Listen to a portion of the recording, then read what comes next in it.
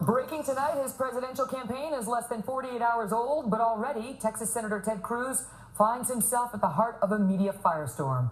Critics determined to dismiss his chances and his candidacy, and tonight, right here, he responds. Welcome to the Kelly File, everyone. I'm Megyn Kelly. It was early Monday morning. Senator Cruz first announced online and then told a jam-packed crowd at the Christian Liberty University that he is running for president. The first-term senator laid out a vision consistent with his conservative beliefs, and the media pounced, questioning him and his viability as a candidate. From the Washington Post, Ted Cruz, principled or smug know-it-all? In the New York Times, why Ted Cruz is such a long shot. And even overseas, Britain's The Guardian saying Ted Cruz is one U.S. presidential hopeful we can write off now. Thanks for that, Guardian. And that was nothing compared to what's been said on television. Watch.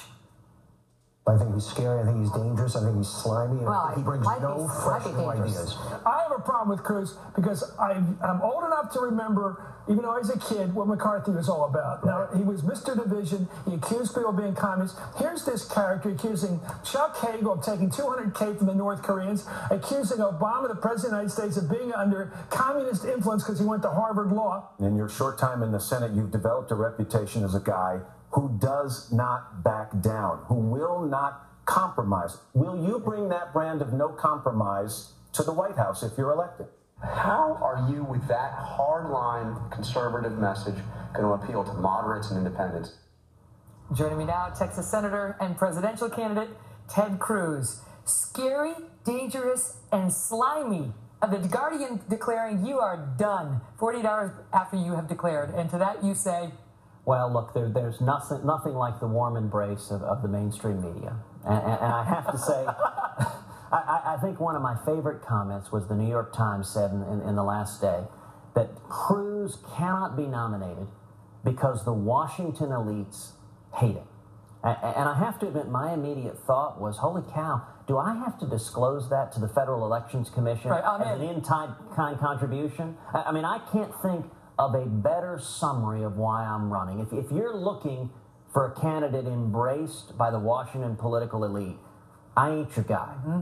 But what about the Wall Street Journal? Because they're not exactly left-wing pundits. And they came out this morning with a piece comparing you to then Senator Obama, suggesting, as Charles Krauthammer did, we've already tried the one-term senator thing, and in their view, it didn't work out so well. Well, look, there have been a lot of folks throwing that attack, and I've got to say there are marked differences between my background and Barack Obama's. We're both first-term senators.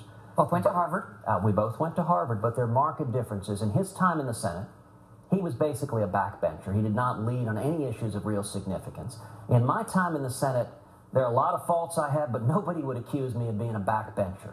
What I've tried to do is lead on the great challenges of the day, whether it's stopping Obamacare or stopping the out-of-control debt or stopping executive amnesty or defending our constitutional rights or standing with Israel or stopping Iran from getting nuclear weapons. But secondly, Megyn, unlike Barack Obama, before the Senate, I wasn't a community organizer. I spent 5.5 years as the Solicitor General of Texas, the chief lawyer for the state, leading the state in appeals before the U.S. Supreme Court, leading every appeal for a 4,000-person agency, over 700 lawyers, and over again, we led and won national conservative fights, defending the Ten Commandments and winning, defending the Pledge of Allegiance and winning, defending the Second Amendment and winning. But on your time in the Senate, this is what some of your critics point to. They say, yes, you've led the fight on certain issues, but what have you actually accomplished? What we've accomplished over and over again, in many instances, is stopping bad things from happening. Remember the beginning of the second term of Obama, we had the horrible shooting in Sandy Hook. And President Obama didn't come out and say, let's go target violent criminals, which is what he should have done and how we could have brought together bipartisan agreement. Instead, he used it as an excuse to go after law-abiding citizens.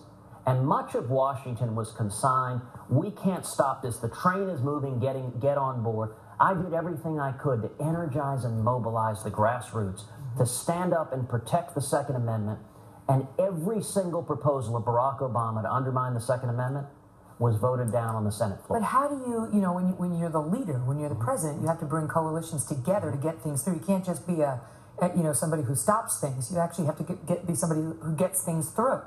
Well, you've got to do both. It's interesting. In the last 2 years, virtually nothing passed the Senate. Harry Reid and the Democrats basically shut the Senate down.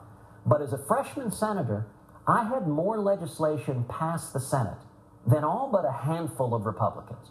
For example, when Iran named Hamid Abudulabi, a known terrorist, to be their ambassador to the United Nations, he had participated in holding Americans hostage. Almost everyone in Washington wrung their hands and said, there's nothing we can do. I filed legislation to block Abudulabi and other known terrorists from coming to this country. It passed the Senate 100 to nothing. It passed the House of Representatives 435 to nothing. And President Obama signed it into law. And not only that, but you can say Hamid Abudulabi, just like it's like just flows off the tongue. You should get points for that too. You know, for my daughters, that's a good tongue twister. I mean, for all of us, it's amazing. And I should say, Senator Cruz's wife and his two beautiful daughters are here in the studio, and it's been a very long day for you. So I apologize for bringing up Rand Paul in front of them because they may be up against each other. But he was on the program last night, as you know, and he likes you and said he doesn't disagree with you on most things. But he said, I'm paraphrasing, I'm kind of like the Ted Cruz who can win, who can appeal to a broader group. And we're hearing that more and more. You know, can you appeal beyond the conservative base, as the Wall Street Journal again this morning points out, citing GOP pollster, Ayers, who says even if the GOP nominee in 2016 carries the same share of the white and the minority vote as George W. Bush did in 2004, he would lose and handily. You need to expand the coalition. Well, let me say a couple of things. So that, number one, listen, Rand Paul, I like Rand Paul. He's a friend of mine. I respect him. We fought side by side for liberty. We'll keep fighting side by side for liberty.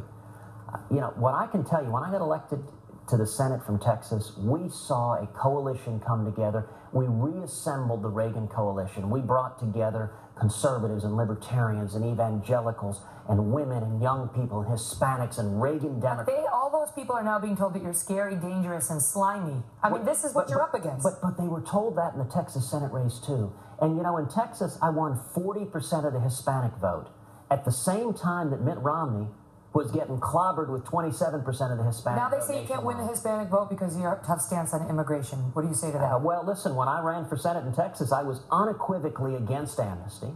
I think there's a lot of bipartisan agreement. We got to secure the borders, we should reject amnesty, and we should improve and streamline legal immigration. There's no greater advocate of legal immigration in the Senate than I am. But I'll tell you, Megyn, if you want a quick indication of the support we're seeing, the incredible grassroots support, it's been 36 hours since we launched the campaign. In the first day, over 140,000 people have come to our website, tedcruz.org. In the first day, we've raised over $1 million in one day. I thought it was $500,000. It's gone up to $1 million. Well, the number that was reported, $500,000, was only halfway through the day. It's been $1 million in the first day. Now, all of the talking heads in Washington say Cruz can't raise money because the big lobbyists in Washington aren't with him. He opposes corporate welfare. He opposes all of the crony capitalism. Our campaign is based on courageous conservatives across this country, men and women going to tedcruz.org and contributing, and that's where we're getting the support. I gotta go.